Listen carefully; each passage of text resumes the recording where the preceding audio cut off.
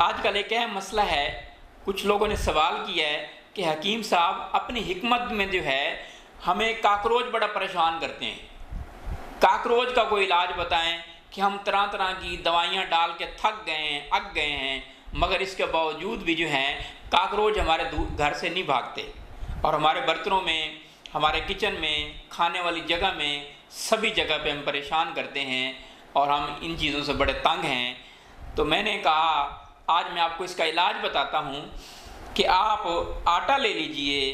चीनी ले लीजिए और बोरिक एसिड जिसे अपना सुहागा कहते हैं, ये 3 चीज़ें बराबर वज़न में ले लीजिए, इसको गूंद लीजिए और इसकी टैबलेट बना लें। आप घर की नाली में, किचन में, जहाँ जहाँ काकरोच होते हैं वहाँ आप ये डालिए, इंशाअल्लाह आपके काकरोच जो हैं फिर से नहीं होंगे, घर में काकरोच नज़र नहीं आएंगे। और ये काकरोच जो हैं